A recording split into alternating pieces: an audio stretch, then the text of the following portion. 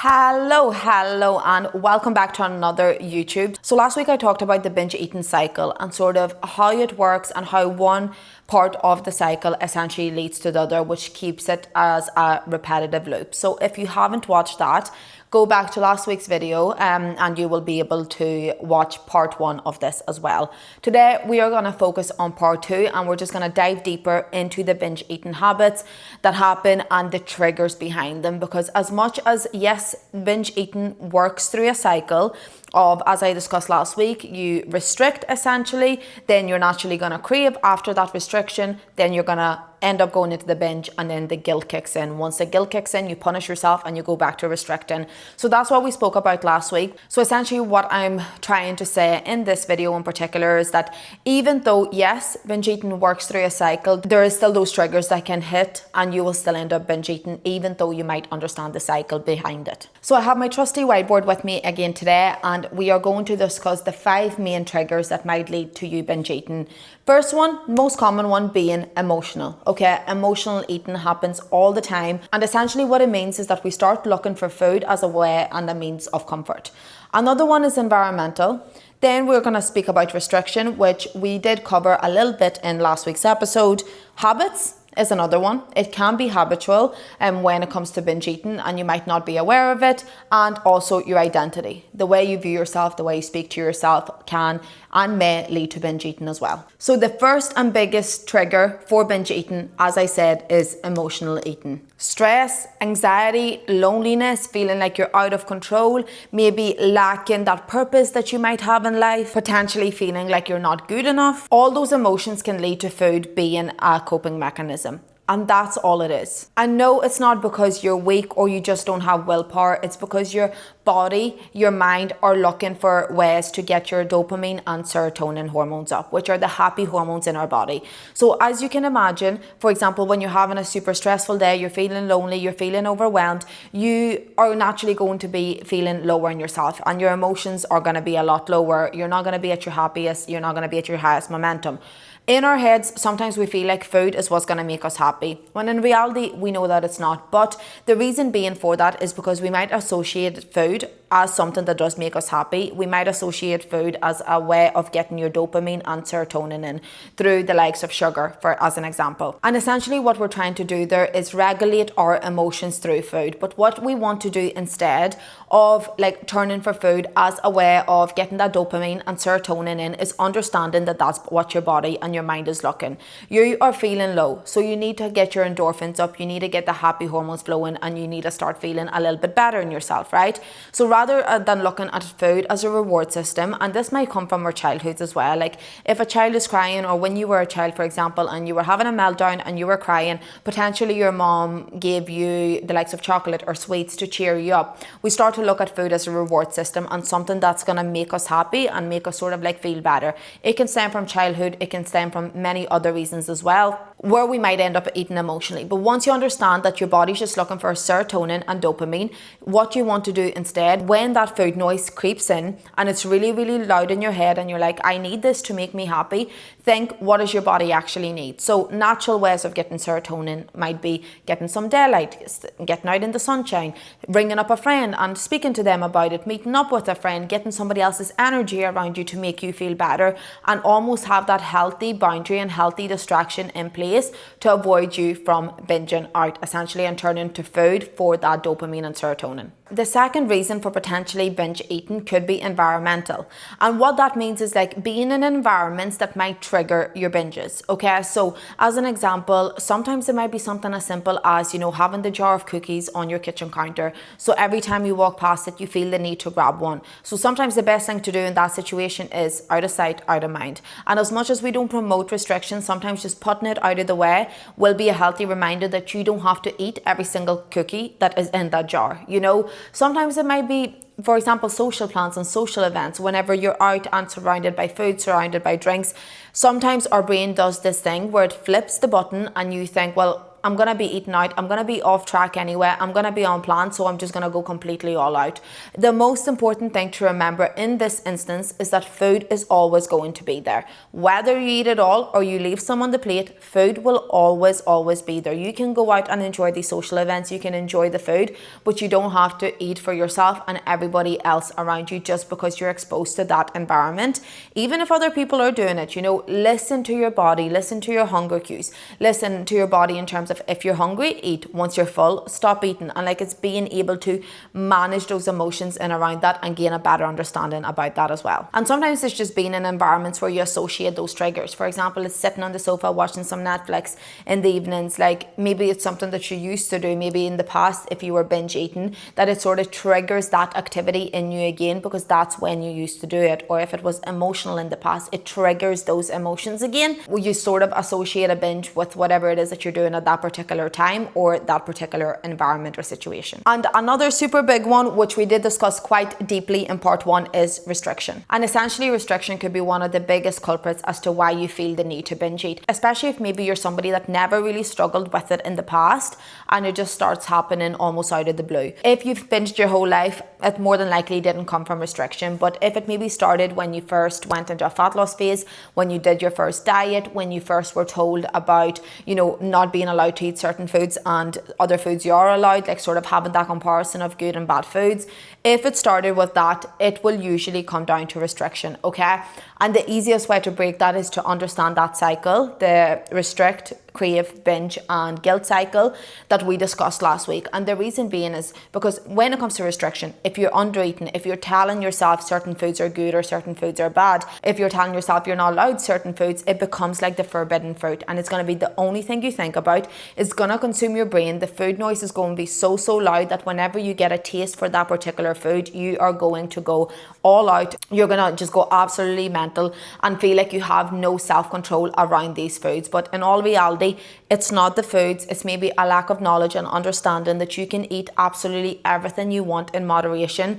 No food is good, no food is bad. Some foods just have better nutritional value, which we want more of, and other foods just have lower nutritional value, which we want to have less of, but there should be nothing that becomes off limits. And the main issue with the restriction being a trigger is because your brain almost starts to be in survival mode. And essentially that is a signal from your body saying we're not going to give you any control. You need to eat everything inside because you're not fueling me properly. And essentially what your body is saying there is that I don't trust you to feed me properly, so I'm going to take away that control that you ever had, which means you're going to overindulge, you're going to eat way too much, you're not going to have any control over yourself because your body just wants the food in that particular instance. And it's essentially rewiring your brain and your mindset to think about that side of things a little bit differently. Number 4, and it's one that people don't really think about, but sometimes it is just habitual, which means that there's habits and patterns which will essentially lead you to a binge. So what that might look like is,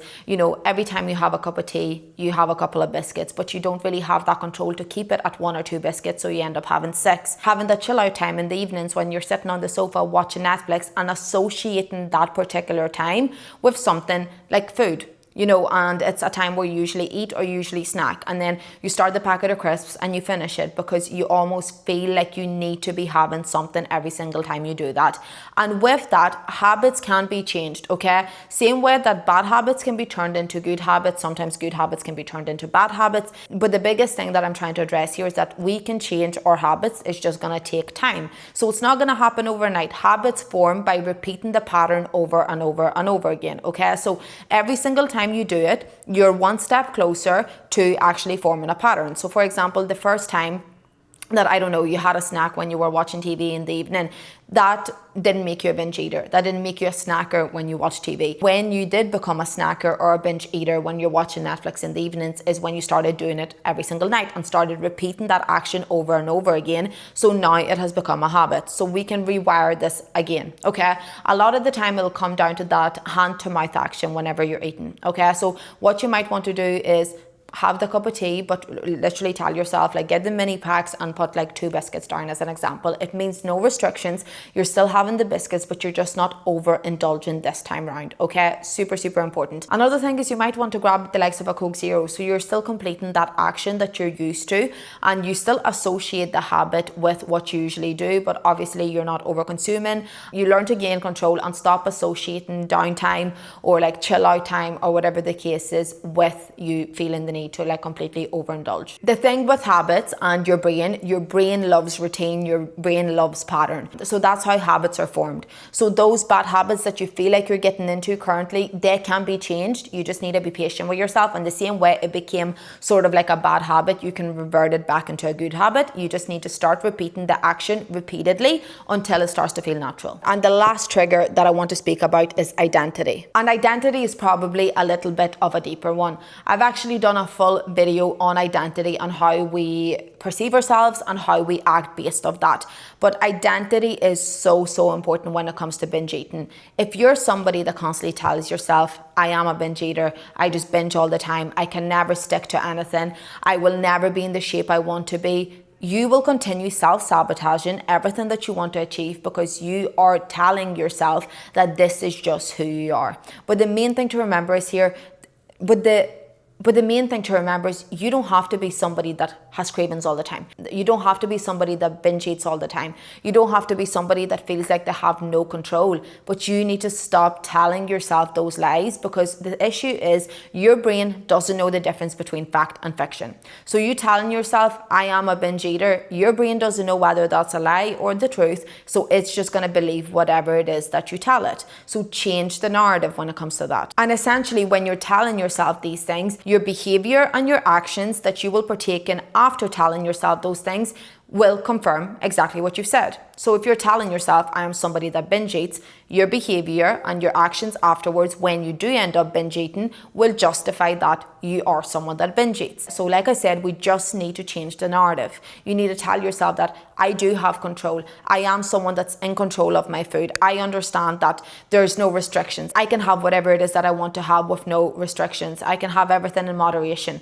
That's the way you need to be speaking to yourself, not telling yourself those self-limiting beliefs that you will end up believing, and the worst part is that the actions will follow. So when it comes to identity, awareness is not enough, okay? You being aware of the habits that you're doing or these triggers isn't enough. What you actually need to do is start to change your identity. Start changing the way you perceive yourself. Start changing the way you start showing up. But yeah, that is the main 5 triggers for binge eating. And usually with most of our clients that do join our team due to binge eating, they will fall into one of those categories. And the best thing to understand here is, like, once you know what your personal trigger are, and it might be a couple things, once you're aware of that, you can proactively act to change that. So for example, if your trigger is emotional eating, okay, it's not the binge eating that is the issue there. The issue is that we need to teach you how to actually manage your emotions and look at healthy coping mechanisms rather than food. You know, if your trigger is identity, as an example, okay, we need to change how you perceive yourself, how you speak to yourself, and how you show up every single day.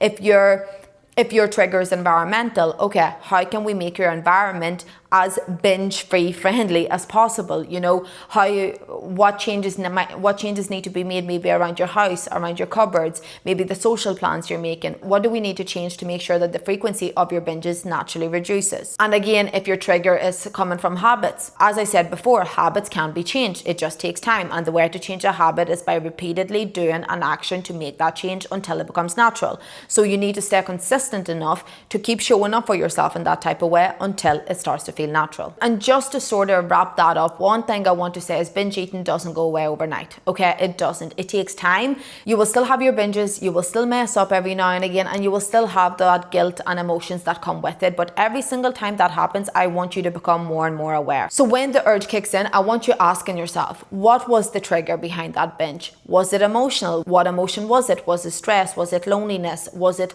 your boss annoying you at work? break it down completely, because every single time that this happens and you experience those emotions or whatever the case is, again, you will become more and more aware. So ask yourself, what was the trigger? What am I actually feeling? What am I trying to soothe right now? And what pattern do I keep repeating? Because look, binge eating isn't the problem. It's the signal as to where it comes from. It's the trigger. And once you understand your own triggers and you stop fighting them, you gain awareness around them, you can change them and you can build your own relationship with food up to be in a better place. You can feel in control again of your food, and you can feel in control around food. And you can actually start working with your body and your mind rather than against it. But that's a wrap for this episode. I really do hope you find this helpful. And like I said, if you haven't watched part 1, make sure that you do, because these 2 videos will sort of intertwine and it'll make more sense once you understand the cycle and the triggers that come with it. But one thing I can reassure you girls on is you can always overcome binge eating once you learn more about yourself, once you understand nutrition better, once you understand your triggers and your habits a lot better. And all of that can be changed, not overnight. You have to be patient with yourself. You have to be patient with your body and your mind, but it can be changed. And if you're somebody that's still struggling to sort of overcome this and you need some external support to get you to where you want to be and learn to overcome these triggers and these binges for good, I will leave my coaching links and everything below. You can reach out and we can have a conversation about this all, okay? But I hope you all have a beautiful day. Make sure you like the video, comment if there's any particular triggers that you experienced yourself. And yeah, I will see you later on in the week anyway. But thank you for joining. Thank you for listening. I hope you find value in this, and I'll catch up with you all soon. Bye.